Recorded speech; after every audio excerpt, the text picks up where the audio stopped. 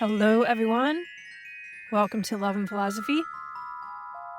Today is a more academic-oriented, psychology-based episode. It's with Marek McGann, who is a lecturer in the Department of Psychology and has been since 2005, and his principal research is more theoretical on the enactive approach to cognitive science, which we've talked about a few times here, for example, with Evan Thompson and Hanne de Jager, which basically is thinking of mind as something we do rather than something we have. And a lot of his more recent work also explores the relationship between inaction and embodiment, but also power and politics and feminist philosophy and science and technology studies. So it fits in well with other STS scholars that we've had on here. A lot of these issues are ones I'm thinking of in Waymaking, of course, so you'll definitely hear all those themes as always. He's working on these critical considerations of theory and scientific practice in psychology in particular. It's really interesting the challenges and opportunities that face the psychological sciences, and Marek has been doing this for a long time. He's also convening the ENSO, E-N-S-O seminars, if you've heard of those. I recently talked on there about care, but there's so many amazing scholars on there. I really recommend it to you, and I will link to it in the show notes, of course. In this conversation, we're talking about his book, The Great Psychology Delusion. I actually call it The Great Delusion at first, and I probably will keep doing that. It's one of those mistakes I make, but it's The Great Psychology Delusion, and that word delusion seems very important right now. Marek co-wrote it with Craig Speelman, and you can find it online. I'll also link to it. It argues that mainstream psychological research rests on this fundamental but rarely examined assumption, or more than one assumptions. And they're basically saying in this book, when we scrutinize all these assumptions, they don't really hold up. And they're not new saying this. A lot of people have been saying this in a way. They cite all that research, but for some reason, we still don't really take this seriously. Maybe because it's just so hard to take seriously, because it means we have to rethink almost everything, including the way we do experiments. At least that's what I think, and what I also argued in my neuroscience master thesis, but I actually think this is a positive thing, and it doesn't mean throwing away the data. But in any case, here we're going to talk about this aggregation delusion, which is the widespread practice of when you study large groups, but then you apply what you find in large groups to individuals because you average the responses, you take the mean. And actually no individual ever operates the way a large group looks in the data. So what's that about? Which doesn't mean you don't still get a lot from that. It's just that maybe we have technology now and ways that we could become more specific, even as we get more general. That's kind of the paradox here. It's like we have to open up the generality and understand that we're using generality so that we can then maybe become more specific. So it's almost the reverse of what we're doing right now, but we'll talk about that here. It's not that, human beings are really variable, I guess is one way to think about it. Like people, time, context, all this plays in too. And when you average that variation away, it's not really giving you the truth. It's giving you a sort of statistical artifact that can be really helpful. But in actual practice, most people end up, even doctors and all the people who are using the data actually end up adjusting it according to the individual. And yet in our science, we kind of still talk about it as if it applies to individuals, even though we know none of this data actually really applies to any one specific individual. So there's a lot of movement about how to deal with that, how to think of more individual-based science. And we're just barely touching on it here. We're going to look a little bit at how psychology developed, and we're going to look at this gap between research and practice. The research-practice gap and clinical practice is really what we're talking about. And just, appreciating what has been done, but thinking about how we might have a more honest, pluralistic, that word's really hard for me to say. I think I mess it up in the conversation too. Pluralistic psychological science, what that might look like. We had some technical difficulties, unfortunately, so this conversation got cut a little short, and you'll hear maybe some moments where this happens. I tried to cut out some of it, most of it, but it's a great conversation nonetheless, actually. And just the beginning, tip of the iceberg to get you into this, if you've never heard of it before, this delusion, as they call it in psychology, but also why psychology is really the most popular subject of study that we have in many countries. And it's about their book, The Great Psychology Delusion.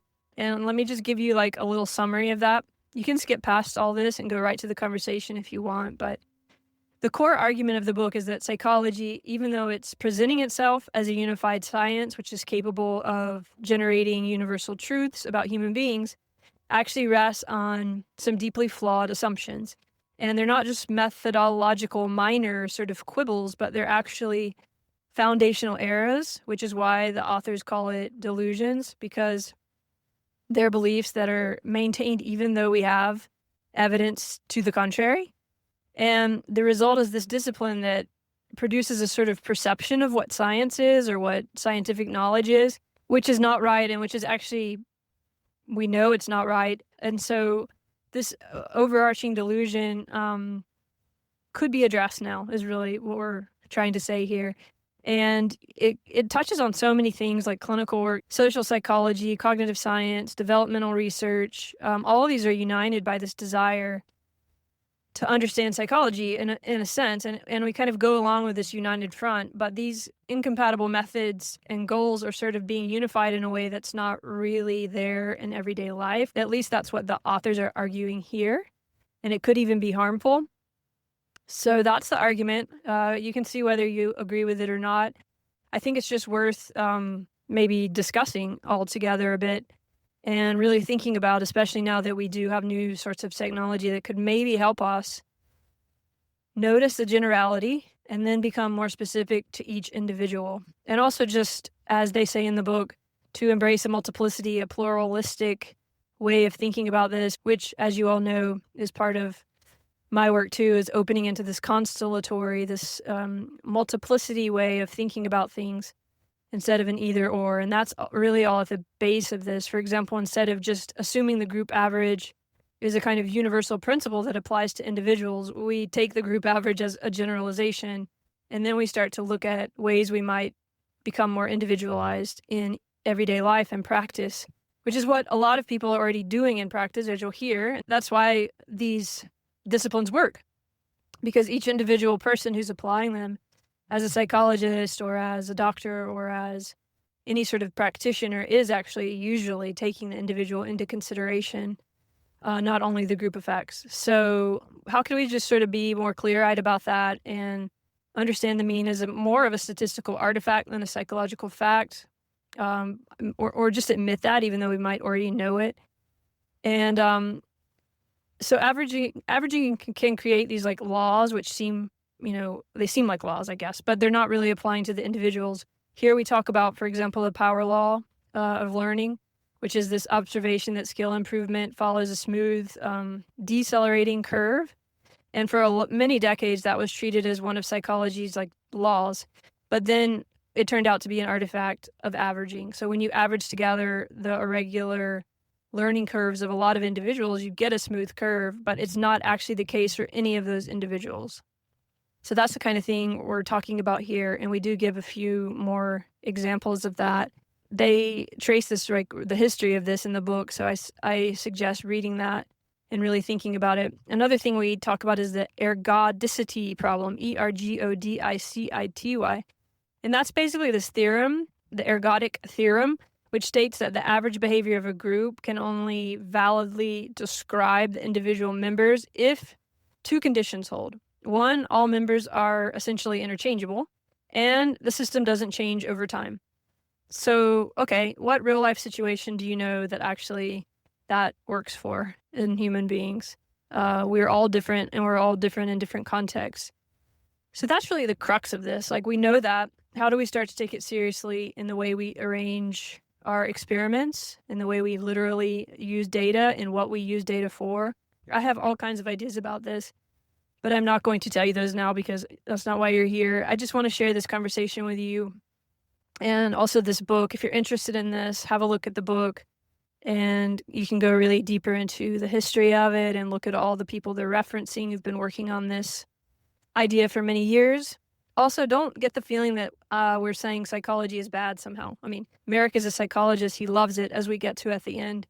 This is all coming from care, and because these researchers and this discipline have given us so much.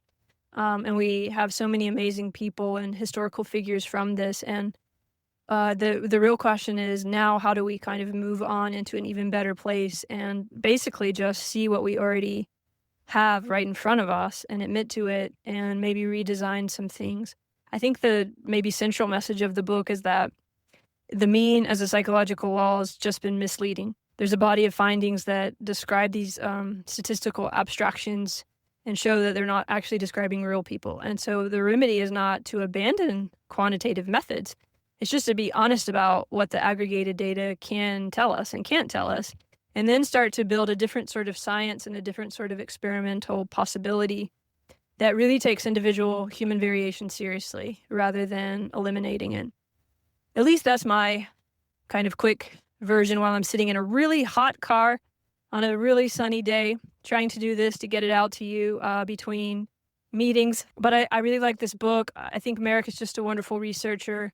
He's done some really cool papers, which I want to suggest you look at too if you're not ready for the book. So I'm putting those in the show notes. One in particular, which talks about multiplicity and care in ways that are really important for me and for my philosophy that I'm working on, my approach to philosophy. I also just want to tell you that if you're dealing with some kind of thing that feels delusional, you're not alone. It's part of how we find our new orientation in the world. We notice these delusions and we adjust. You can hold that paradox. You can almost think of, if you've noticed the delusion, you're reorienting, and that's a positive thing. So I wish you wonderful reorientation and orientation as you navigate your day. And I'm so glad you're here. And happy spring as it arrives with the birds singing and the leaves coming out on the trees. It's a good time of year. And I know it's also a hard time of year for a lot of people, but sending you strength and love, dare I say. And here we go. Hi, Marek. Thanks for being on Love and Philosophy. Pleasure to be here. Thanks a million for inviting me on. It's good to see you again. I met you in Austria. Was it a year ago? Not quite a year ago. It's a good few months ago. End of July, beginning of August. Yeah, and I realized we had a lot of things in common, and then I was asking you about some of your work, and you had a new book coming out, which is now out, and it's really exciting. I love it when these kind of things happen, that I just stumble across a book that I've been looking for, because I'm constantly thinking about research methods and stuff in cognitive neuroscience, and so I'm really excited to find your book, which is called The Great Delusion. Do you want to introduce the book a little bit? Sure, yeah, no, this is a work that I've been doing with my colleague Craig Speelman in Edith Cowan University in Perth in Australia. We've been working together for some time, and it kind of brings together a number of different strands around theory and practice in psychological research in particular. So we sort of picked up on together, our sort of first publication together was sort of back in 2013 or so, when we looked at the use of averages and the mean in psychological research and the kind of limitations to that, the kinds of assumptions that underlie it and so on. Nothing terribly new to most psychologists, and yet despite it not being terribly new, everyone still sort of continues on as though everything's fine when we think it really isn't. And so our work has kind of progressed and developed around a number of different areas since, but all within that kind of general field of scientific practice in psychology. And so this book is really an attempt to bring a number of those threads together, both in terms of the kinds of theories that underlie psychological research, often implicit, the assumptions about both human beings and about how psychological research can work, and also then the implications for how we understand and interpret, and also crucially apply the findings of psychological research, and trying to kind of elucidate some of the underlying issues in a kind of fairly stark, clear, and sometimes polemical way. We kind of note in the book that the kinds of issues that we raise, almost none of them is new. They have decades of history behind them, but for whatever reason, they've never been adequately addressed. And in the current fervor for methodological reform and scientific reform within psychology, it's worth kind of trying to articulate these again and just add our voice to the chorus to a certain extent. Wonderful. And it's the Great Psychology Delusion. I left that word out. But I also can't see you at all. I don't know where you went. I'm sorry to say. That's my... I can always, if you want to just put your picture on, or... Oh, now I see you again. Yeah. Yeah, so it looks like I'll have to turn my video on and off again every once in a while. I don't know why. Yeah, I don't know why that Zoom's, happens, but we'll just talk. And if it doesn't turn out that it records your face the whole time, you can send me a picture of you or something from the book, and I can sort of put it up so that there's something visual for people to look at. But I don't want to waste our time, because as long as I can hear your audio, I can work with it. But this word delusion, I think, is really strong. And it's funny because as I read the book, it starts out, I don't know if you chose that title to be hyperbolic or to exaggerate for effect, or I would like to know why you chose that word and talk about that word a bit, because it feels like a really, really important word in this moment in so many ways, across so many levels of life, but especially in academic work and psychology and things like this. But as I was reading the book, I wonder what you think about this. I started to think about this contradiction, this delusion, and the contradiction that's kind of in that word, almost in a positive sense, like as if we could notice what's going on, and that itself could be this way into the pluralistic place and even optimistic place that we get by the end. I just want to put that out there, but I want to know about this word and how that word came and what you think about that word, delusion. Yeah, so it is perhaps a little bit hyperbolic and a little bit polemical for sure, but I think it articulates something that we both find particularly frustrating in the sort of dialogue and discussion around these issues within the profession. So, we open with that Oxford dictionary definition: an idiosyncratic belief or impression maintained despite being contradicted by reality or rational argument. And for so many of the points that we address in the book, as I said, they've got decades of history behind them. The kind of problematic use of averages or the mean in psychological research, the sort of very weak and undisciplined way in which the concept of theory and theoretical work is done within psychology. We've had decades of criticisms raising and articulating these points, and psychologists and mainstream psychological research just plows on as though all was well, or we can just sort of dig ourselves out from this hole by just digging faster and digging deeper, or in the current sort of vigor of methodological reform, if we just do our stats harder, then the underlying in principle problems with those statistics will be sort of massaged away just by our discipline and our good intent. So we really want to call that out and to flag that these are not issues that require some of them. I think we do provide some new articulations for some of the underlying confusions, but the psychological research and the institution or the community of psychological researchers, which is disparate and varied, but a huge chunk of them just seem to sort of blindly follow through on this is how things are done without really having a clear enough idea about why things are done that way and what is the product of the practices that we have. And so if we can understand those practices a bit more clearly and just address what it is we're interested in knowing a little bit more explicitly, we can hope to possibly start to break this delusion. But really, we have to see and sort of name it as such to sort of say, look, there's an awful lot of things that we think we know that we don't know. Those are things that we think are psychological facts or are the findings of psychological research. But we can only claim that if we think of psychology in one very specific way and not another way, which is, again, very often, in fact, psychologists think in two different ways about their discipline without realizing they're switching between them. And that lack of self-insight is what leads to delusions, and delusions then lead to problems. So we're trying to sort of use that rather blunt instrument of the notion of a delusion to sort of crack open the shell of this kind of mainstream conceptions and misconceptions of psychological science.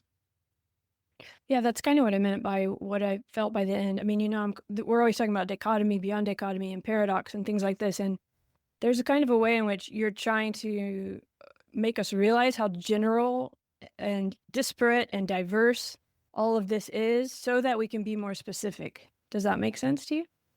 That's a sort of nice, succinctly put, and a nice, succinct way of putting it. Yeah, absolutely.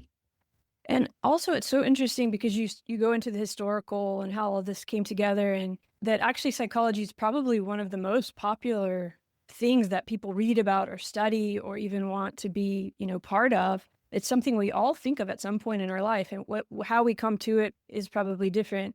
And yet, you're basically fundamentally showing that, or you're showing that the fundamental kind of ways that we do psychology in an academic sense are deeply flawed. That's also really, how do you see that strange contradiction? Is it because it's so important to us that we want to believe we're making progress with it? Do you see it as connected in that way, that it is so important to so many of us that we would be delusional about it? So I think there's a number of forces in play. And crucially, one of the things that underpins the whole book, and so we draw on work in the history and philosophy of science to a significant extent at various aspects of the work. And going back to science psychology studies and sociology of science, we've had sort of 40 odd years of work there, which make it clear, very, very clear, that psychology, or not psychology, that science more generally, in fact, is very much a human endeavor, and brings with it the characteristics of other human endeavors, and the messiness of attempts to coordinate our actions and to fit our behaviors in according to sort of standardized practice within a given community, and so on. And once you start applying this lens to psychology as a discipline, you can go back to its explicit foundation as a professional body in the case of the APA, or sort of tracking the development of it as a set of courses through universities and also through applied settings. And essentially, it's sort of very easy to sort of identify and sort of show how these threads, many of them are quite separate and are never properly drawn together. And where they are drawn together, it's often for political or pragmatic ends rather than because of a coherence of scientific worldview. And there's a sort of a contemporary analysis from the late 80s onwards, certainly from the 90s through to the present, of psychology as a scientific discipline, as largely being defined not by the set of phenomena in which we're interested, but rather by the set of methods which we use. And that, again, is a characteristic not of a scientific practice per se, but of a community of professionals. So if you want to become a psychologist, in theory, the narrative is, I'm interested in people, I'm interested in understanding the mind, I want to understand how behavior works, I'm interested in experience. We say all these kinds of things, but then to become a psychologist is to learn to use certain research methods. And the phenomena almost get pushed to one side. And insofar as we are all certainly interested in people, we're interested in the phenomena. But if we want to be a psychologist, if we want to sort of show our bona fides and our scientific credentials, then we roll up our sleeves and we take whatever phenomena it is we're interested in, and we find out how to apply an ANMILSA to it. Or maybe these days we might do structural equation modeling or whatever the sort of current fad is. And these days we might do registered reports and all kinds of wonderful things to show how good a scientist we are. But the discipline is, unlike a great number of other sciences, really defined by the set of methods in the toolbox more than the phenomena. And so we have a tendency to sort of strong arm our phenomena into certain ways of asking questions, rather than adapting the research methods to suit the phenomena. Because again, scientific psychology, again, the narrative around its history is that it was founded as a laboratory discipline. The origins of science, or the traditional story, is the two Willies, as I think of them, William James in Harvard and Wilhelm Wundt in Leipzig. Leipzig. And they, psychology's founding happened in around about 1876 by setting up of laboratories. Now, again, every other science starts with naturalism, and kind of naturalistic gathering of phenomena, doing, decades of astronomical observations, or just throwing things and seeing how far they land, or and just sort of writing down what's in the world, going out and collecting butterflies. Psychology didn't really go through that phase. And as a result, our phenomena are very much defined by that which can be produced in a laboratory, rather than that which kind of tends to happen naturally in various contexts. And the being a psychologist is therefore learning how to use certain kinds of methods, at least for experimental psychology. There's a parallel development of individual differences and the kind of trait-based or personality and sort of intelligence testing and so on, which all of that kind of kicked off before 1876. And didn't get integrated into psychology as a sort of set of professions until, again, at the earliest, we're talking about the 1890s, and then kind of developed further through the early 1900s. So they're sort of somewhat parallel historical tracts until it became politically or economically necessary to combine the two, so as that they'd have a big enough and powerful enough voice within academic work and within universities. And it's sort of recognizing that all of that sociological context in the development, practice, and identity of our science is a crucial thing that we maybe just need to be a little bit more clear about, and that historical view offers, I think. Yes, it's there's so much in there. This is going to be messy, but I think it's so important because it's the same pattern I see so much, where what we care about the most, we try to get really rigorous about, but we end up going to what you're talking about, more quantitative, the methods, which is understandable and wonderful because it's great. But then we lose track, science has respect in a way because of these methods that you have to learn. When people don't understand all of these very difficult ways of quantifying and that are scientific and that really take a lot of work to understand, and you have to study them and you're able to do them. And then because you have this kind of specialization, it can seem like that's whatever you find with those methods, it must be right because it's so hard to use the methods and the methods are so hard to understand. Do you see any relation between the way that science ends up having to kind of defend its methods so as to remain scientific in a sense, and this way that what actually we really care about and the reason we're doing it gets we get delusional about it? So there's this weird loop that's happening that's, I think, needs something like to be called delusion just to wake us up, to get us to look at it again. Is any of this making any sense at all? Yeah, and that's the kind of logic that we're looking at. Look, we don't have we're sort of fairly realistic in the extent to which it might wake some people up, it might not. But there are other aspects to the literature out there. There are other ways of coming at this, but the reality is that very much that we construct our phenomena, and we have, as a discipline, in a way that is unusual for scientists, decided that there are certain valid ways of constructing phenomena, and only those will be let in and given, recognized as being valid or acceptable topics for discussion. To a large extent, kind of relegating what we refer to as the real world to just the kind of messy outside of psychological science domain, or the domain of scientific practitioners. Good luck to them, rather than kind of hardcore scientific work. And given that we construct our phenomena in order, logically, and I think the general idea might be that, when physicists bring things into the lab, it's so they can stabilize, simplify the environment, control it, and thereby stabilize a phenomenon that's otherwise too dynamic or messy to be adequately sort of observed and understood in the real world, for want of a better phrase. The same kind of logic applies in psychology, except that we didn't bring something in from the real world. We created it from observations in, there was nothing systematic about our observations of the real world, which are then kind of saying, well, let's stabilize this in the lab.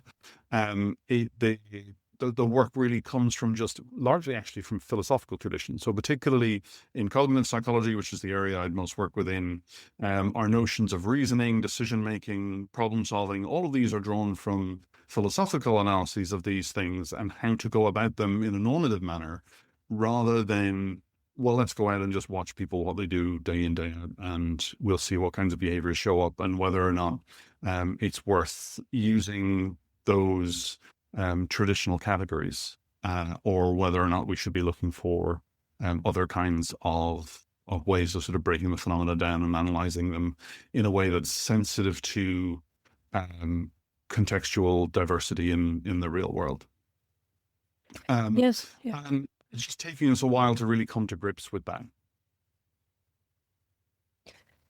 Come to grips with it. Also, the methods are developing in a different way, and I think well, it seems like a lot of the things that you discuss in the book could be placed into kind of dualistic or either or categories. Of course, I'm coming at it that way and looking at it that way, but I mean, maybe we could talk about the aggregation aspect, the delusion. You mentioned the mean before, in the sense that we've kind of set up an experimental way or habit even that is kind of one thing looking at another thing, and applying methods to it. And part of what I'm trying to push towards is like, how do we do that, like break that into a constellation or more multiplicity way, which you talk about as fractal and all kind of, you get to that too in the plurality. But I think it's so habitual, the way that we just even do the procedures, stimulus response and so on, that it can be really hard to even notice it. So maybe we could talk about this like individual group. I think that's a way to think about the way we confuse scales in the aggregate delusion. Could you talk about that a little bit? Yeah, so this really was kind of the foundational issue that, again, myself and Craig's work sort of began with this issue. And it is simply the underlying assumption that human beings are sufficiently interchangeable that when you want to study the mind, as though everyone just has the same one, that you can gather a large number of people, and typically we see it, the larger the better, and produce data according to some protocol or other, and then sort of tabulate that data such that you average across all of the data available to you. And that kind of boils off the noise, as it were. You get kind of a balancing of confounds where you can control for them, and you kind of you average out the noise so as that you're looking at some kind of true measurement or ever approximating sort of closer to a true measurement of whatever it is, the psychological variable you're interested in. But to do so, you have to make that assumption that human beings are interchangeable, that we're all essentially doing the same thing when we go about performing a given, let's say, cognitive or behavioral task, and that it's sort of safe to assume. So this is what's sometimes referred to as the ergodic assumption, that human beings are ergodic. And ergodic basically just is that idea that if you want to understand an individual in a group, you can use the average to do so. That essentially the average of the group is sufficiently similar to the average of the individual, so that if you analyze the behavior of the group, it gives you insight into what the individual does. That's sort of fine for things like hydrogen atoms or sort of various aspects of chemistry and so on. But human beings are basically the least ergodic things in the known universe. We all individually change over time. We do things differently. As individuals, we do things differently from context to context, let alone the different people doing the same thing in different contexts. And so that notion of aggregation, of sort of aggregating scores in order to approximate a truer score, which underlies almost all tests of mean difference, which are fundamental to the vast majority of laboratory psychological work. That really is it's an untenable assumption, that goes almost entirely unquestioned. Now, there's a literature on it. As I've said, there's very little in the book that really is kind of novel to myself and Craig's work. We're drawing on the work of Peter Molinar, Ellen Hamaker, and a whole host of other people in this. But that idea that you can aggregate across scores for human beings, in sort of is diagnostic of an assumption about what human beings are and how they work that really just doesn't stand up to scrutiny. And so it's to sort of misrepresent phenomena at one scale, so the phenomena of sort of the behavior of a sample or a group, and phenomena at another scale, which is the behavior of an individual human being. Psychologists will often just, you ask them what they're interested in. They're interested in understanding the mind, which it tends to occur on a, one per person basis. So you're interested in understanding the behavior and experience of all individual human beings. But in fact, in a large amount of the cases of our research, we don't look at individual human beings. We only look at samples and their averages. And not being able to see that mismatch is the delusion, right? So doing one thing, think you're doing something else, and just not having the capacity to reflect and realize that sliding between scales that you're doing is, and then assuming that, at the end of research with samples and averages, I've got insight into individuals and their individual behaviors is it's a delusional thing. And it's indicative of that sort of conceptual slippage that really is desperately common in way too much of psychological science.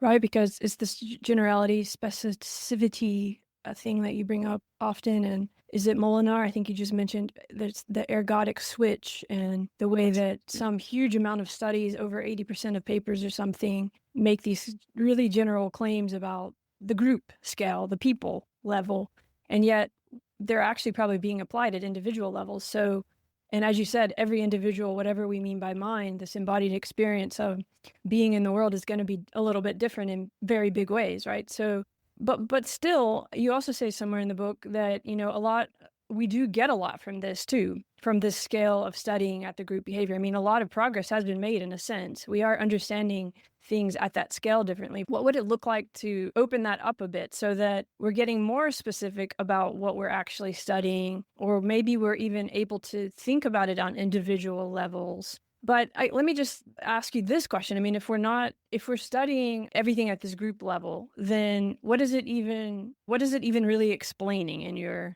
how are we actually able to still get somewhere with that if it's not actually being applied at that group level so much?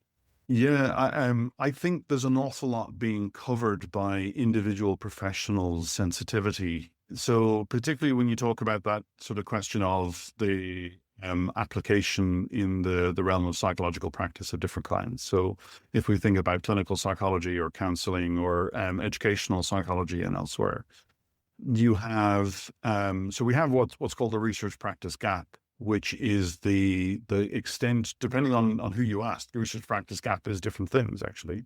So for researchers, the research practice gap is the practitioners not doing what they're supposed to be doing. They should be listening to the researchers and sort of applying the theories in their work. And they should be doing so in a kind of disciplined and careful way that is sort of adequately implements all the details of the theoretical, the research work sort of appropriately. For the clinicians, the research practice gap is the extent to which the research just doesn't fit the needs of the clinician, because the research is conducted with samples. The samples are usually carefully selected and clean in ways that individual cases are almost never. And therefore, there is a mismatch between the kinds of knowledge that is produced by work in research settings to that kind of knowledge that needs to be applied in practitioner settings.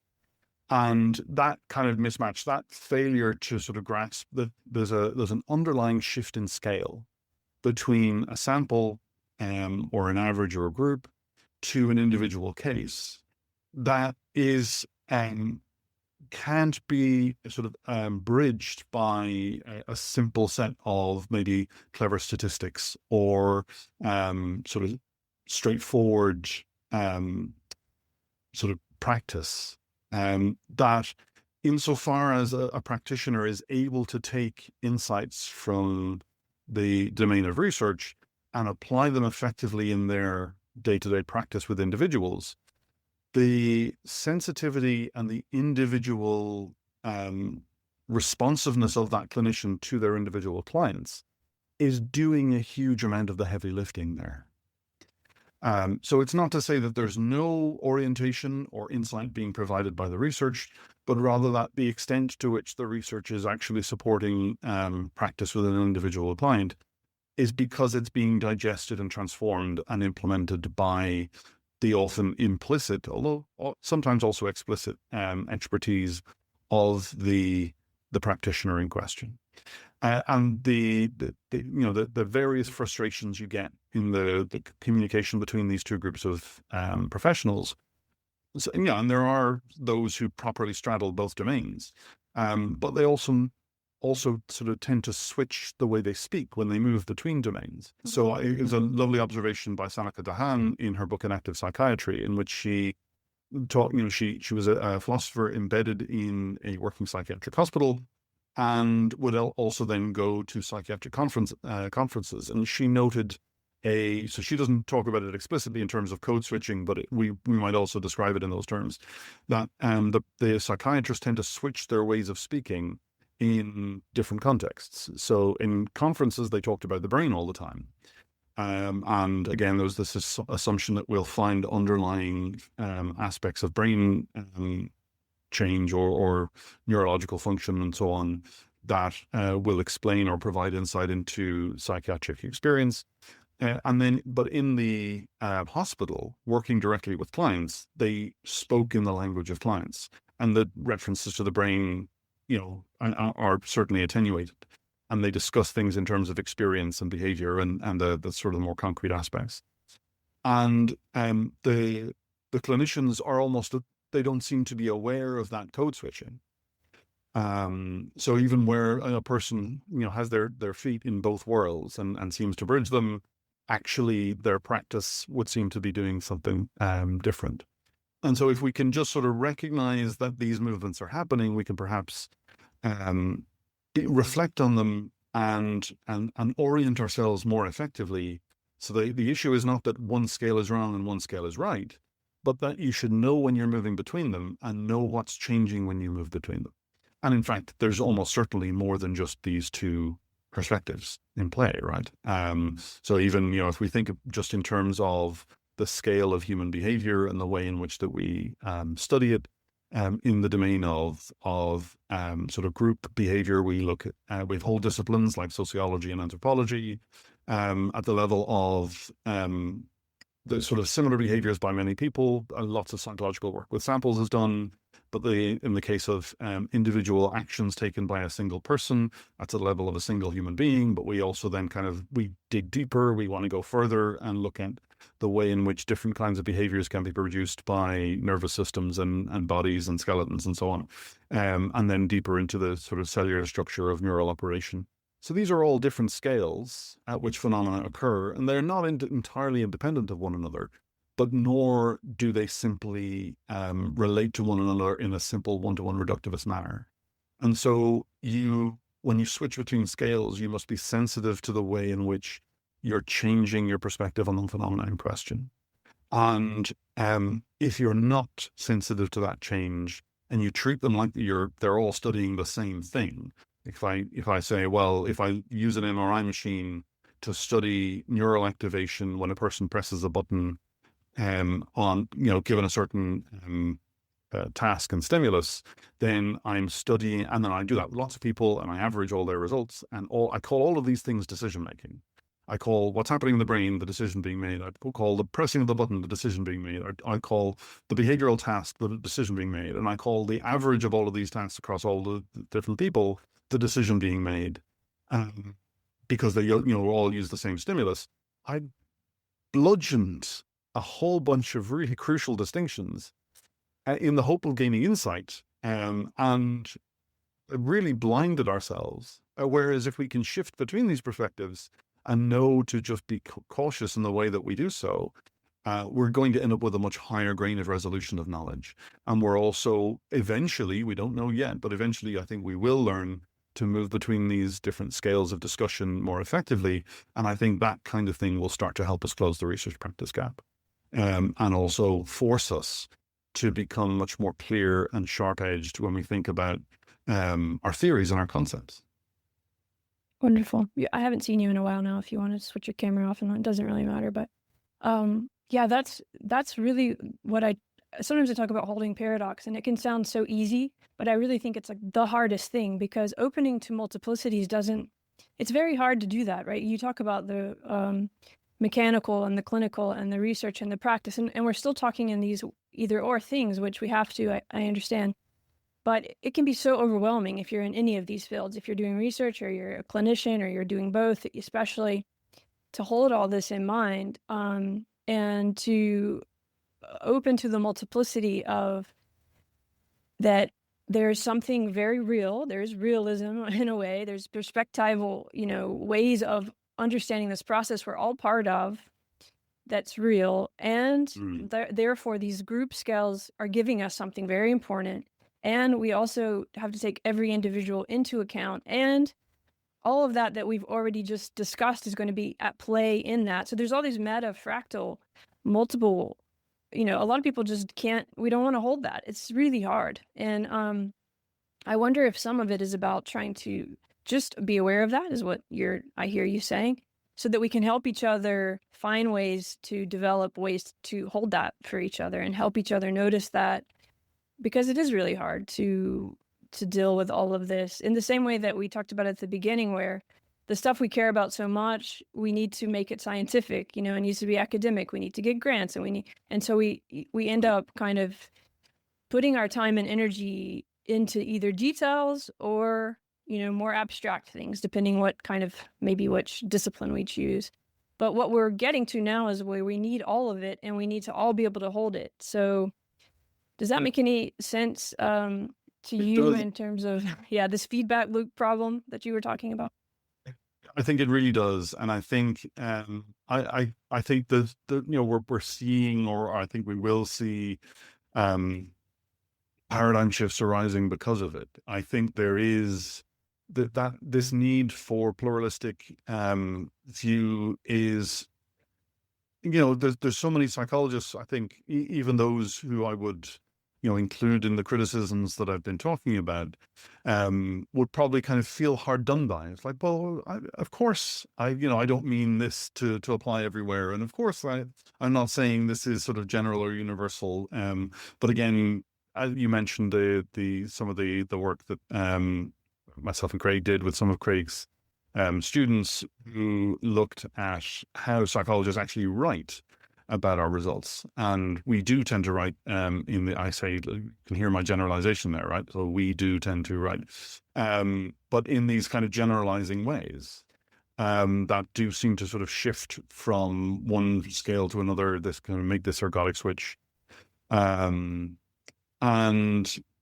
we don't have it as a sort of a consistent ongoing practice to allow for that pluralism. In fact, what we tend to do is balkanize ourselves a little bit and kind of set up an identity and then fixate on it.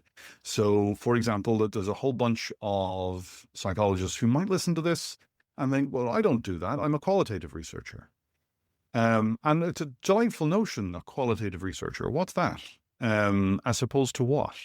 Again, why are we defining ourselves by our methods, rather than saying, well, I'm going to use whatever methods are most appropriate for the phenomenon in which I'm interested? And, the qualitative people might say, well, the qualitative methods just are the phenomena in which I'm interested in. That's my specialism. And it's like, okay, but how often do you talk to the quanti people then? And how often is there a real effort to integrate and draw insight from across them? And of course, there's a whole bunch of mixed methods people here going then, but Marek, we do this all the time. But again, there's the mixed methods people aren't getting invited to the qualitative conferences. None of them are being invited to the quantitative conferences in the same kind of amount. And there's this kind of uncertainty and quite comfort with the idea of that separation.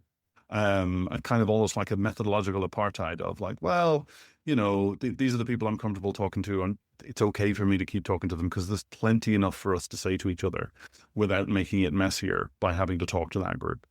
And I think there is, unfortunately, plenty enough for all of these people to talk to each other. And that is going to be satisfying enough for individual careers. But what it means is at the scale of the profession and community, scientific community of psychology, it's going to prevent insight and theoretical development. And it's going to sort of prevent us from reaching the kinds of understandings that we have. So we've got to break those silos open. We've got to get people away from identities based on methods. And we have to do that as a community, not just as individual researchers. So how do you do that? So it really is just that kind of forcing ourselves to step back and kind of take note. And that's one of the things that myself and Craig are really trying to do in the book, is to try and cover a number of those angles. Because again, all of this material, the sort of certain ways articulating it about scale and so on, that is perhaps more specific to us, but bringing in issues around the aggregation and the problematic ways in which we conceive of human beings in quantitative research methods, but also the research practice gap and the sort of poor discipline we have around theory and conceptual development. These are interlinked things. These are not separate phenomena. And it's trying to show the ways in which they are interlinked and articulated in a way that demonstrates how important the sociological interventions are going to be, not just the statistical and the methodological ones, are the kinds of things that we're trying to elucidate in the book that maybe aren't done as sort of roundly in other places, where the focus tends to be on one of these aspects at a time, rather than sort of picking them up as a tangled mess that we need to not fully unpick. In fact, as you say, Andrea, like we need to get used to the idea that, no, we're just going to have to be willing to sort of shift perspective and be a little bit more mobile than we've been. Yeah, I think we have to hold that tension. It's very hard. It's tense, it's uncomfortable, but we could help each other do it, because we could still specialize in a sense if we were able to develop a way to do that and come together and discuss it as multiplicity rather than either or. My philosophy is better than your philosophy. My method is better than your method, because I feel like a lot of it developed through that kind of competitive nature. And I understand that, and that's not like necessarily a bad thing. But instead of competition, we could talk about care, that we actually do, most of us come into these disciplines because we really care about these issues. And then it's really hard. I mean, it's really hard to make your career. It's really hard to get through all the schooling. It's really hard to just be alive, be in relationships with humans in these environments. And I feel like, having talked to a lot of people, and been in a lot of different groups, that a lot of people really come into it from a place of care, and they really want to understand these things, and then they get burned in certain ways, and you find your group that you won't get burned in, or you get really uncomfortable because you don't know something and everyone else knows it, because it's a different, you can't know everything. We can't know everything in every discipline, but you're assumed to, right? Or people like treat you in a certain way because you're not in that group. All of this feels like part of the scales of what you're talking about too. And when you bring up, the multiplicity, the multifracticality, the federation of psychology, ways that we can open to that in our research. Also, doesn't it also happen at these other scales too, just in our lives and in the way we can get back to a motivating force that isn't hurting us or negative? Yeah, I mean, I think it's not just about that we get closed off or burned or turned away, but also we get channelized or canalized, as it's sometimes described in neurological terms, where it's like, well, I've become this type of researcher. I've adopted this certain set of methods, and I can build a career with this. And if I step outside of that, I'm actually weakening my career. But I can achieve lots of success by just keeping doing this one thing. And in fact, it's so difficult to do that I need to spend a lot of time specializing in order to be able to do it. But then there's no bridge for me. There's no way back. All I can do is follow this channel. And but I think it is all motivated by that notion of care. But I think just as you described, most psychologists do get into this because they're interested in often just some aspect of human experience, of something really crucial, very much close to home, and sort of often personal and intimate.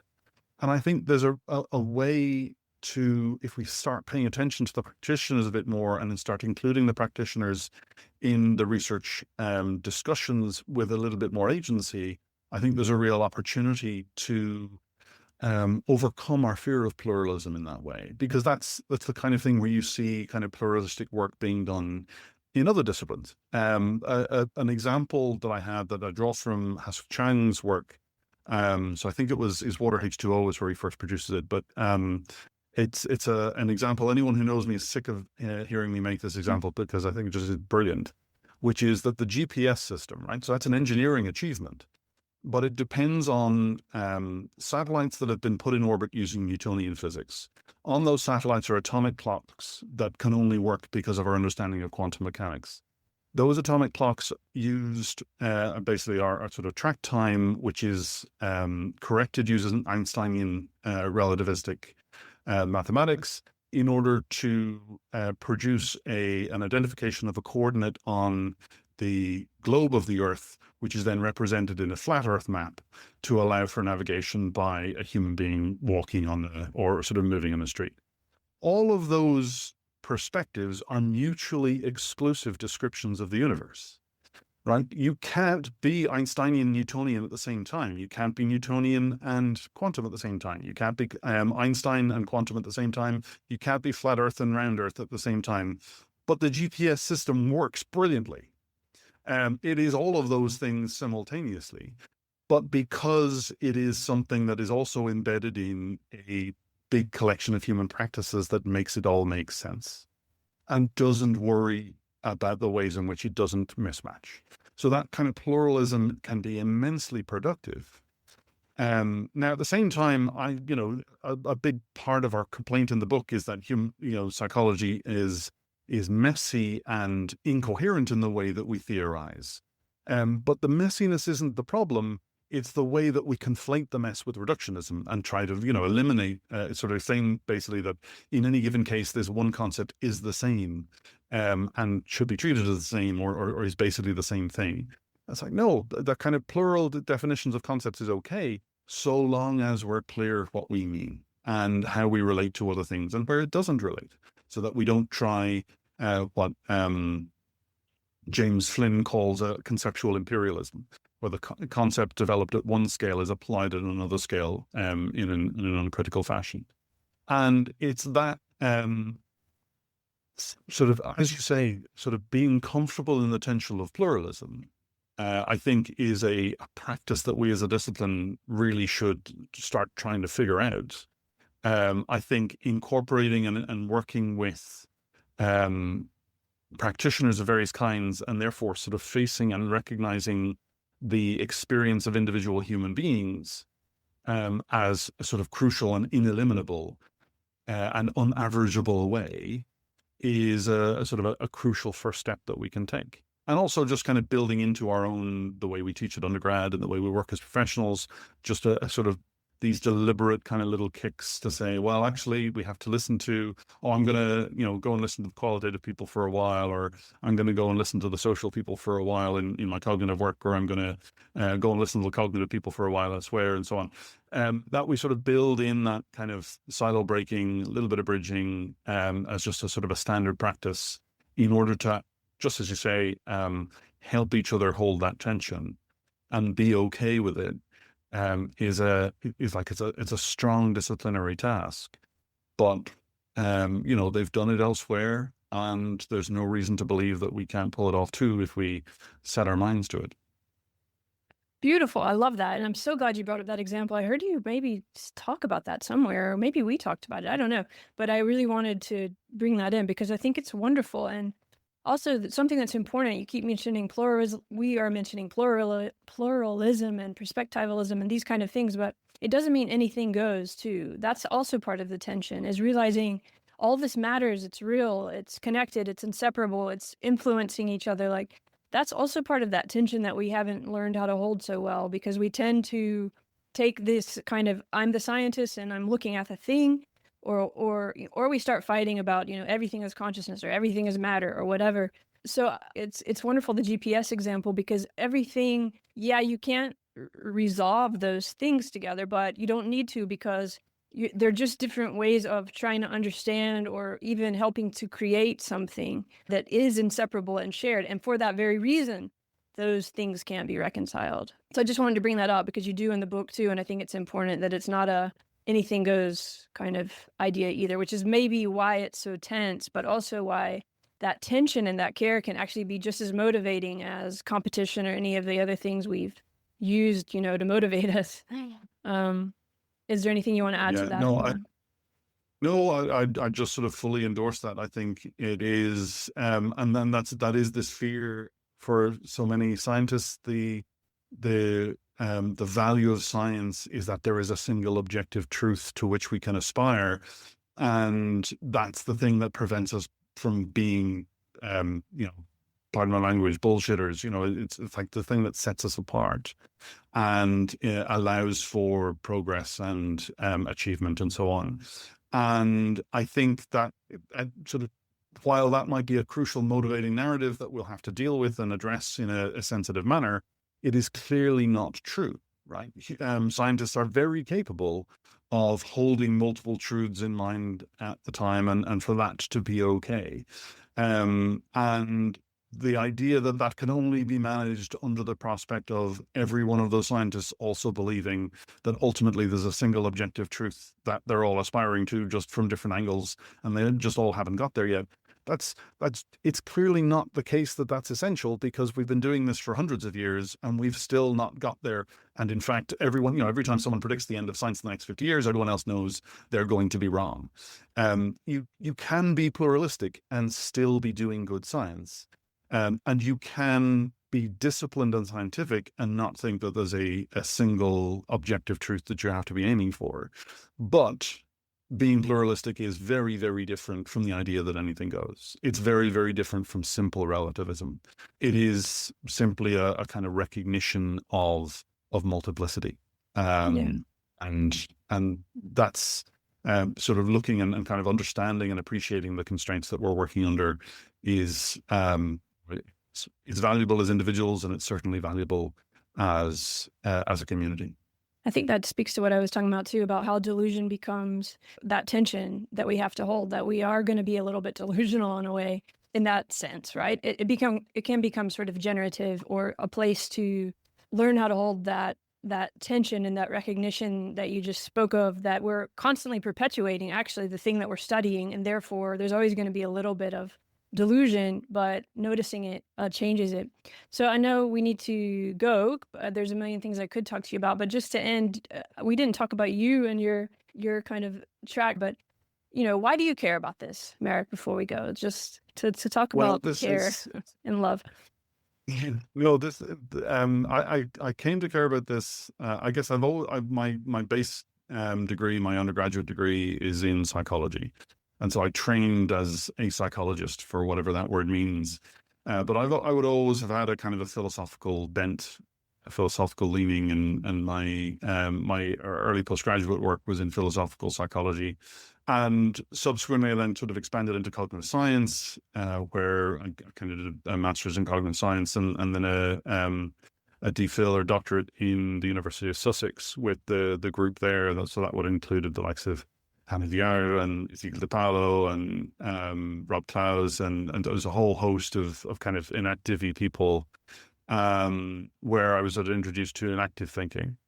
So while all that was happening, I was kind of paying my way by teaching on an undergraduate degree in a small college, in which I got handed a kind of final year critical issues in psychology module, which sort of fit my philosophical bent, and then also sort of blossomed into kind of one arm of my career, because as I sort of dug deeper into this stuff, It sort of became more difficult to teach certain things if I wasn't also able to leaven it with the kind of critical perspective that was included in those kind of more sort of conceptual and critical aspects of the development of psychology as kind of other areas of my teaching. And so those kind of two strands of my career in terms of the research around philosophy and cognitive science and enactive thinking and teaching, which included the conceptual and historical issues in the development of psychological science, that gradually coalesced over the past decade and a half or so to sort of culminate in there's kind of a number of individual papers, pretty much all of them with Craig, around scientific practice and psychology. And then the book is kind of just one culmination of that, where all of these things kind of arrived together. So you really care about psychology as a discipline too, then, I guess. I really do. Like, there's for an awful lot of psychologists, I'm not a psychologist. I don't do enough empirical work for their tastes. I'm kind of dismissed as a philosopher, and it's nice to have philosophical, people doing philosophy, but it just isn't psychology and doesn't really fit. But I guess I disagree. I do consider myself a psychologist. I'm certainly paid by a department of psychology. And psychology is going through a period of change. These, as I said, these are discussions that have gone back decades, but there's a vigor, there's a passion to them at the moment, which is unusual in the history of the discipline. And I think there is certainly reason to take that seriously and to work seriously with it. And I think there's a sort of a possibility for transformation and ever increasingly successful psychological science on the back of it, if we can just sort of figure out a few of these, supposedly philosophical questions. Right. Well, you've been holding that tension in a way that we were talking about. So that's actually quite a service or something. I think this book, actually, both you and your co-author demonstrate it very well. So we need to go, and we'll just have to try and talk another time. But I just wanted to say thanks for doing that, for holding that tension. Thanks for the book. I'm excited about it. I'm really glad that we got to talk about it a little bit today.